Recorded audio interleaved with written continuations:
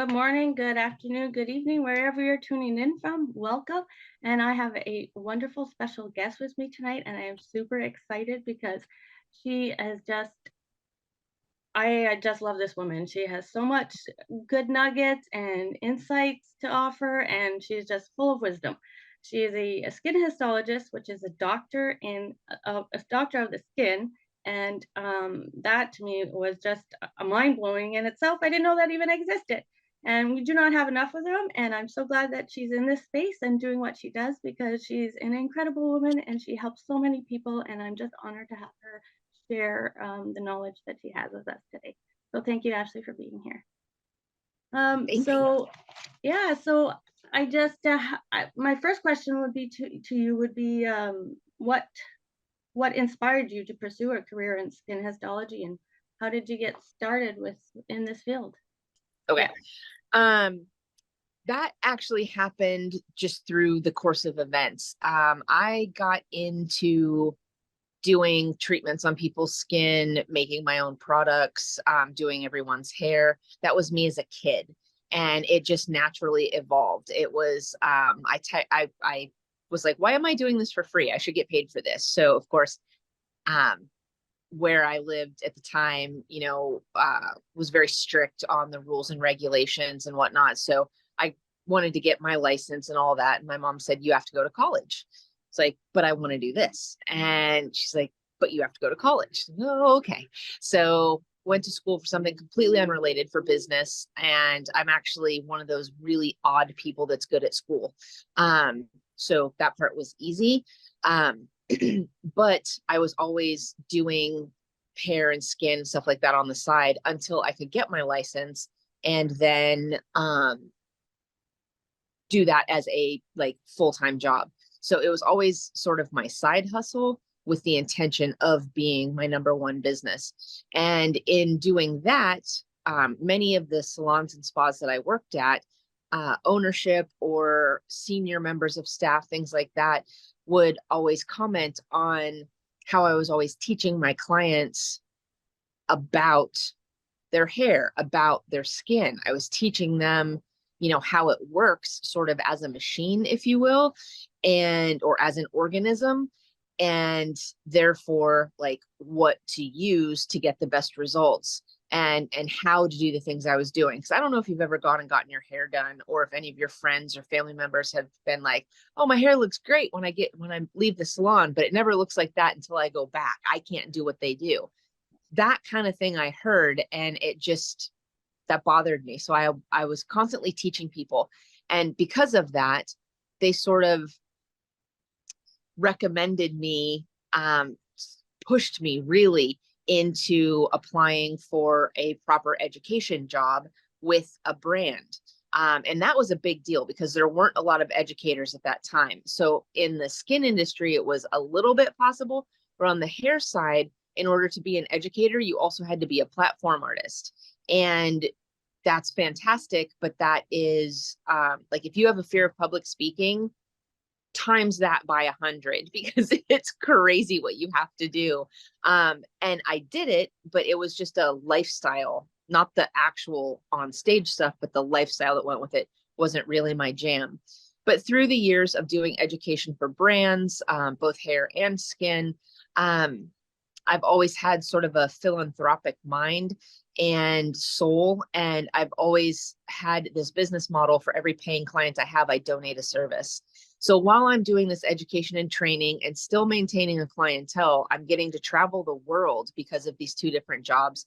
I'm also getting to volunteer at places and in situations that were really unique. And so basically every opportunity led me to another opportunity. I joke around and say I don't say no to fun. No isn't one of my favorite words. Yes gets me into a lot of trouble, but yes has also gotten me to, hey, Ashlee, I heard you are making these body butters because none of our products are strong enough for you. What do you got? Oh, okay. And well, wait, I don't understand why it works. Let's go into the lab.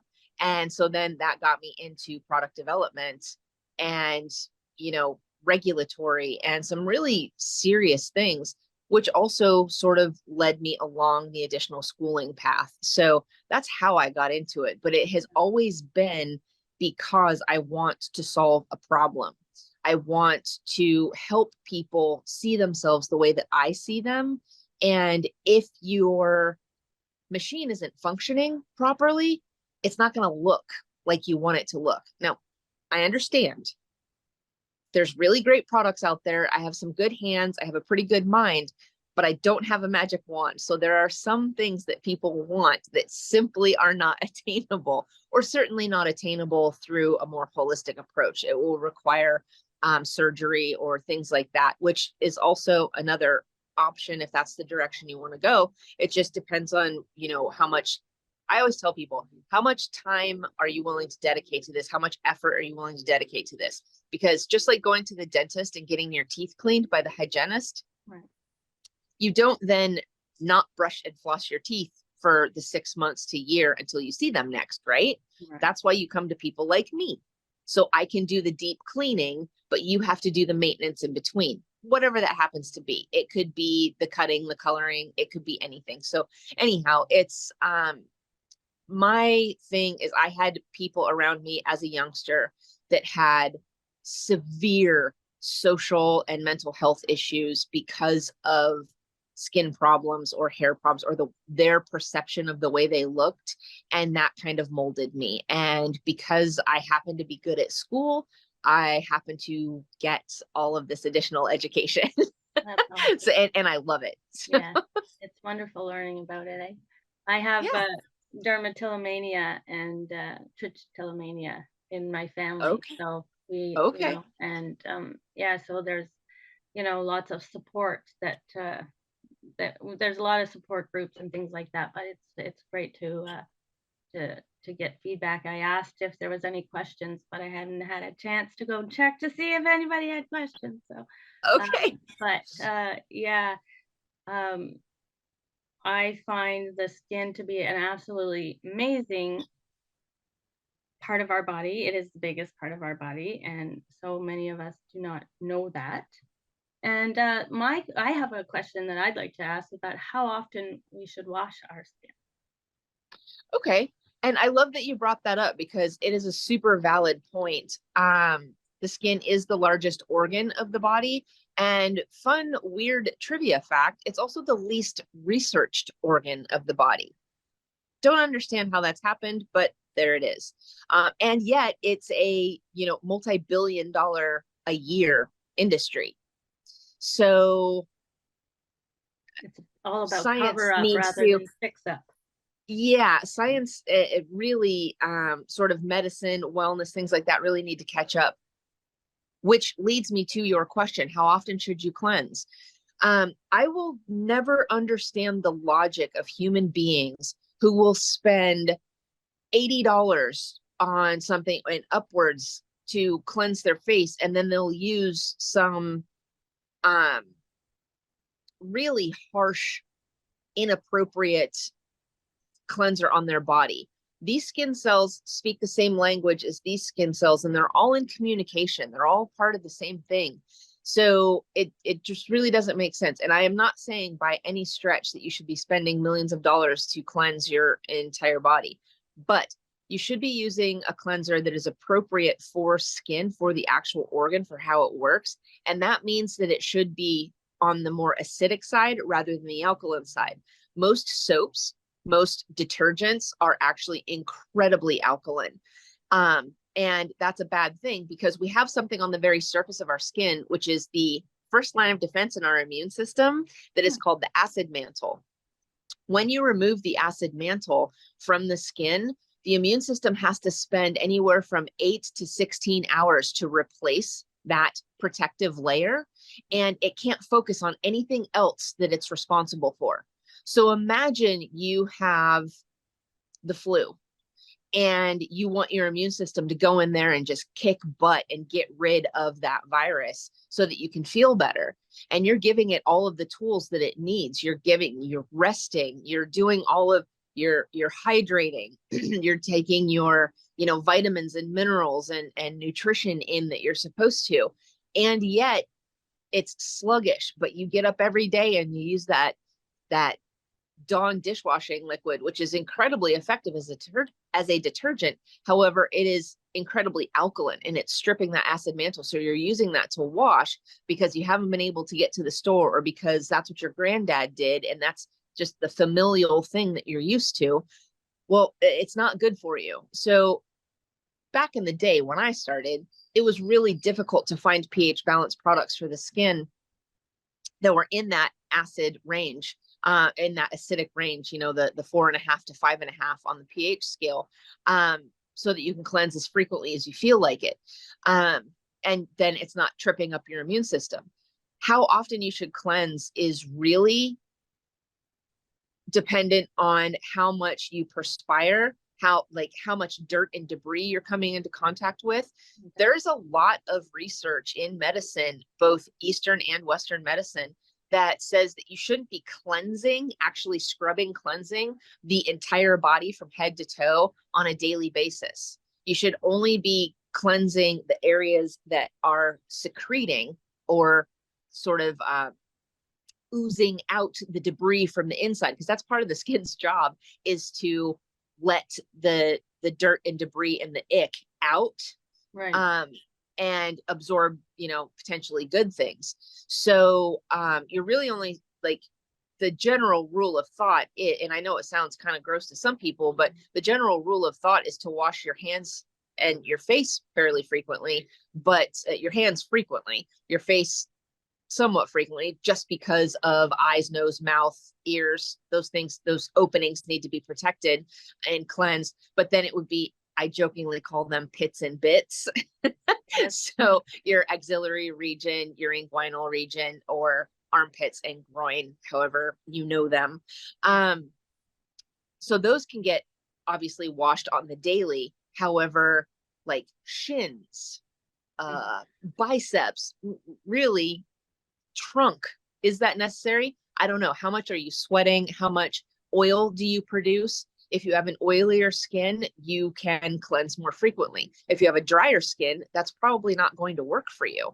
So the general rule is obviously washing your hands many times during the day, washing your hands before you're going to wash your face, wash your hands before you're going to do anything that is going to go into your mouth, wash your hands before you're going to touch anything else that could be susceptible to transferring those pathogens and atoms and molecules, like a little human, anything like that. But really, it's once a day for the body, the pits and bits, and then to your own specific recipe. So am I going to the gym regularly? Is it hot out where I am? Am I perspiring a lot? Then I'm probably going to want to do that more often. So it's a convoluted way of answering the question, but you should be washing your face morning and night. Just because of the debris that you encounter during the day, it's no fault. It's not like I think everybody's out rubbing their face in dirt. That's not actually necessary.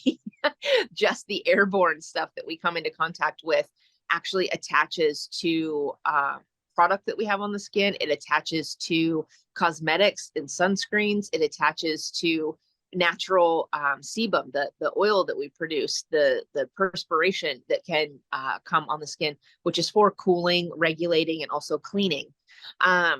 So we just want to wash our face morning and night, and certainly do not go to bed with those sunscreens and cosmetics on, because that is definitely a way to accelerate your aging. Yes, I read in an article it ages you by 7 days. Like that's one night of not washing your makeup off ages you by 7 days. Like, wow, that's pretty, that's enough to motivate someone. So Stefanie, think about this. Think about, when is the time in life that you would typically go to bed with cosmetics on your skin? It's usually in your youth, right? Yeah. Like Your it's when skin is you're just glowing and burning the candle at both ends, all that. Your body's not actually done growing. Females and males are different, but there's still development going on into the mid-20s. So if you think about, you are leaving something that is toxic, because cosmetics are in fact toxic. They're foreign material. If you're leaving that on for prolonged periods during that growing time, that's going to come out when you're older. The majority of the hyperpigmentation, the sunspot, the sun damage, and things like that that we see on skin in 40s, 50s, 60s, 70s, 80s, all of that happened before you were 18 years old. Right. It takes that long to come out. However, if you look at people, and I will acknowledge that genetics play a part in this, but if you look at people who, particularly in other cultures here in America, forget it. But if you go to places like Finland, Sweden, Germany, a lot of places where cosmetics are not as heavily worn, especially not as young, look at them then in their 50s, 60s, 70s, and 80s. They actually age much more gracefully. And I am a big believer in it is that lack of cosmetics early on in life. And look, I am from the Dolly Parton school of beauty. Nip it, suck it, tuck it, pluck it, whatever makes you happy. This is not judgmental. I love makeup. However, it's just one of those things that we're not taught that it really needs to come off for extended periods. Right. And also your pores need to breathe too, don't they? Yeah, the skin, if you think about your skin, this is a weird way to think about it, but I'm gonna leave this little nugget with you. Your skin is kind of like a really cool semi-permeable Ziploc baggie. It's keeping all of you that makes you inside without melting into a puddle, but it's also able to sort of sweat or leach things out and absorb things in. So there are actually perforated materials that are waterproof until you maybe heat or cool, alter them just a little bit, and then they'll allow things in and out. That's what the skin's like. All right. And it's made up of so many different complex layers, but it is meant to be able to take things in and push things out, or things are drawn out of it. And when we take that ability away, and I'm going to bring up again, I say I love makeup, and I do, but I want you to think about what that long wearing, color staying, waterproof type foundation is. And if anybody listens to this after and just wants to do a fun experiment, if you have it, get that foundation on a piece of fabric and then try to wash it off. See what happens. It's very, very difficult. The solvents that you have to use to get rid of it out of fabric are ridiculous. Your skin is basically fabric. So is your hair. It's just a protein dependent one. So there you go. So yeah, it is a bit of a challenge, but proper cleansing routines can go a long way in not only long-term beauty, if you want to think about it that way. I just call it aging well, but it also goes a very long way in health. Again, your skin is part of your immune system because it's part of the whole machine. And it's sort of a first line of defense. That acid mantle that I was talking about is indeed the first line of defense. You strip that, you're going to have problems. That is using things like regular soaps. And I don't mean to cast any aspersions, but things like Irish Spring, Zest, the like Axe body washes, all the majority of that aisle that you look at is incredibly alkaline. So that's not great. But then think about if you don't cleanse properly, say you're trying to use something. I'd have these people in my life. I call them the rinsers. They think because they get into warm or hot water in the shower and rinse really well, that has cleansed them. That is not the case. So that's going the other direction too much. So the pendulum has swung. So you don't want it to be too harsh and stripping. You don't want your cleansers to not cleanse at all. You really want to look for ingredients that are antibacterial, antimicrobial, antifungal, but that also have hydrating ingredients in there. So they'll have things like maybe aloe. They'll have things like maybe a shea extract. They'll have things like the silk amino proteins or silk amino acids. They'll have things like hyaluronic acid in there. Yeah. Maybe some different botanicals for aroma, but also for their therapeutic benefits. Botanicals bring us a host of what are chemical messengers, but they're plant hormones, and that phytoestrogens, things like that. They do so much to help the skin and the immune system. So we have a cleanser. Yeah. Obviously, I want our cleanser to be made in a gallon form so that I may use it top to bottom. But that's fantastic because it is pH balanced to the skin, and it is super clean, and it's doing what you want. It's cleaning, but it is not stripping the acid mantle. It's also not stripping the natural moisturizing factor, which is the next layer of defense. And then the cool thing about that cleanser, and I won't get too wild because I know we don't have a tremendous amount of time, but that cleanser can actually, if you have oily skin, it will calm down your sebaceous glands to not make excessive oil. If you have dry skin, it will actually feed them what they need to get them a little excited and making your own juicy stuff. So it is actually self-regulating. So it will work differently on each person that uses it. That's amazing. And I Isn't hear that the kind of cool? smell is amazing. I haven't yet tried it. I have the serum, which is Uh-huh. another fantastic, and the bottle. I'd love for you to talk about how amazing this bottle is and the product itself, but Yeah, I love it because it's airless packaging. So there are a few benefits to airless packaging, and I don't think people understand, one, how costly it is to manufacture, to use that, not only the component, but what goes into it. So one of the reasons that I think that these products that we use are so cool is that they are in the ingredients that they're using are not in there just for marketing purposes, so that it's like 0.00001% of a cool ingredient, so that they can say it legally on the label.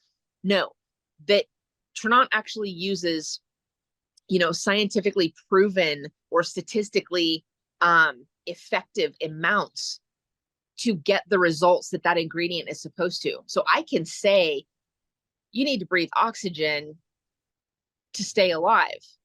This is an oxygen room, but you go in it and it's like hardly any oxygen in there. Can you live? Yeah. But is it going to be the most healthy? No. That's what happens in marketing. So a lot of the stuff that you see on the front of the labels on products are there just for sex appeal, if you will. It's just for purchasing power.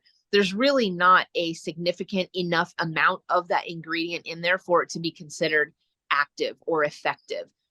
These ingredients, particularly in this bottle of airless packaging, because other companies do have airless packaging, but they are not all created equally. This actually has those statistically, scientifically proven levels of ingredients to get the results that the ingredients are supposed to get just all on their own. What Trinont has done that is unique is they have found a way to bind these ingredients or combine them to make a really, delicate yet luxurious and effective product that is so smart. And because it's in airless packaging, it doesn't have to have the chemical preservatives that the synthetics that other companies have to use. Also, a lot of active ingredients do not play friendly with air. So as soon as you open the tube or the jar or the bottle or whatever, air gets in there that first time, and you can't close that barn door again. Okay, the horse is already out.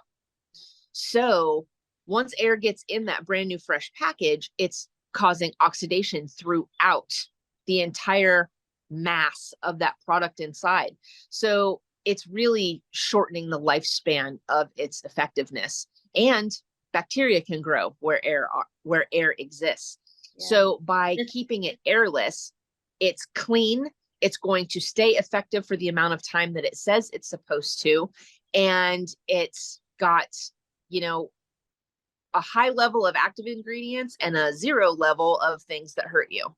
Right. I think that that's a win-win. So that all-in-one serum that you brought up, that we call it the all-in-one serum because it literally replaces exfoliants, vitamin A serums, which is retinol type product, or ingredient, which causes cell turnover, which causes birthing new, healthy, clean, clear new cells. So you get rid of the junk that is, not doing its job anymore.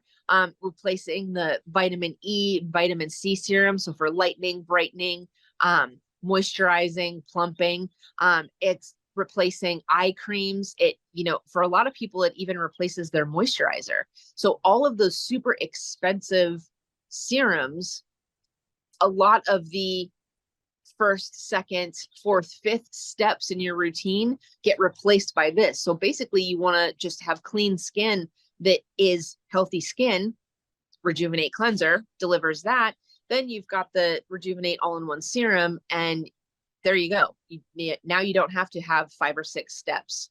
And what's really cool is it's also incredibly anti-inflammatory. So I find people with sensitive skin and a lot of issues with their skin really find this to work super effectively. But I also find my male clients just loving it because men typically don't want a complicated regimen. Okay. It's like getting something on is actually labor intensive enough. Mm-hmm. So, and they don't like to feel, my male clients at least do not like to feel like there's any greasy or lotion or cream or anything on. This absorbs into the skin. But what's fantastic is after shaving, it's almost like a balm. So they don't get the crispies or the redness or the heat where they used to. And they also are like, oh, that feels good. My skin doesn't feel tight. Yes, later in the day. So yeah. And I love it. Like for people with OCD like me, this is beautiful because it stays super clean, super clean. And I know we don't have much time, but I do want to give talk about the collagen. And I did the collagen loading last year when I joined, and I did it again this year, and I'm still in the process of doing it right now. I'm on 2 weeks, and I just absolutely love it.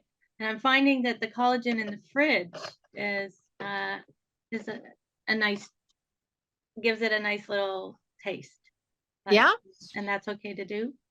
Yeah, absolutely. I go back and forth. I will say that if you refrigerate the collagen, it must be refrigerated throughout that bottle's lifespan. You can't refrigerate it and then leave it out. But if you never put it in the refrigerator, it can stay room temperature, and that's perfectly fine. So that's just my one little alert for people. The collagen, we know it, like most people know about collagen. It's, again, a multi-billion-dollar industry, and it's not going anywhere. But I will say that I used to think of collagen, because I've researched this for many, many, many years, decades actually. I always thought of collagen as sort of ingestible skincare. And that's not wrong, but it's so much more when you have something that is this effective. There are not many formulas out there that have results that you can see and feel within, a short period of time of using it. I ask people to do things for 60 to 90 days to really give the body a chance to become accustomed to use it, to see what's going to happen. That is on the under promise, over deliver pantheon, if you will. I notice with this collagen that people typically see or feel at least a few differences within the first week of using it. And that's just a single dose. That's not even loading like you're talking about, where you take double or triple the dose for a specific period of time to really flood the body. But this collagen has so much more than just type 1 collagen peptides. And I talk extensively about collagen and different collagens. But I will say that just as a point of difference, type 1 collagen, and there are many, and they're all numbered. They don't have names, they have numbers. There are many numbers. Type 1 collagen is sort of what I would consider the master or the mother collagen, because you need type 1 in order to get the other ones. And getting the other ones, the body is responsible for figuring that out. So when you have type 1, you will sort of bloom or grow the other types where necessary. That's why this is so effective. It's a super clean formula, a ton of collagen peptides in there. But in addition to that, we've got 10 grams, or what is it, 10, 11, 12 grams of protein in here additionally. So a lot of humans are lacking in protein in their diet. So this is a great way to get additional protein into your diet. There's also an antioxidant complex in here, which is so incredibly powerful at healing things that are oxidizing inside. So basically think of oxidation as rusting. So nothing good comes of that. So this is sort of lubricating. It's juicy, always with the juicy word. Sorry, Stefanie, my day is not complete unless I say it every time. So really plumping things up, feeding them, nourishing them, and repairing, honestly. So that antioxidant compound is really, really important. The L-citrulline that's in here is a precursor to NAC, which is, energy for the cells. It's so rejuvenating. It will help you sleep better. It will heal the perforations in the gut lining. Collagen is dependent. Every cell in the body is actually dependent on collagen. So this type is so powerful, but it's also in an enzymatic delivery system. This collagen is hydrolyzed, which some say they are, which is great. Just means it's broken down into a usable bite-sized amount for the cells, if you will. But once it's hydrolyzed, it then has to be suspended in a liquid that can get into the cells to go through the cell wall in order for it to be effective. Thank you so much. You are my hero. Thanks.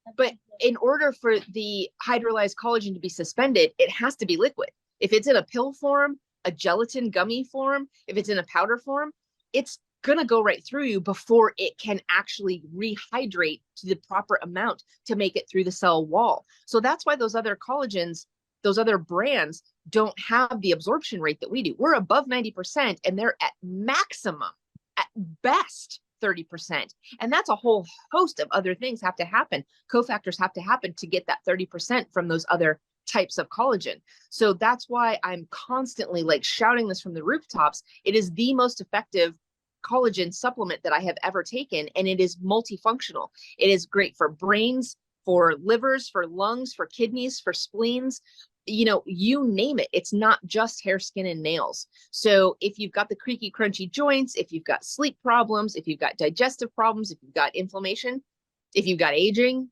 this is your jam. This is sort of the base for everything else. So sorry, I get a little excitable and passionate about that collagen, but those are points that I really want people to understand that are different about this collagen.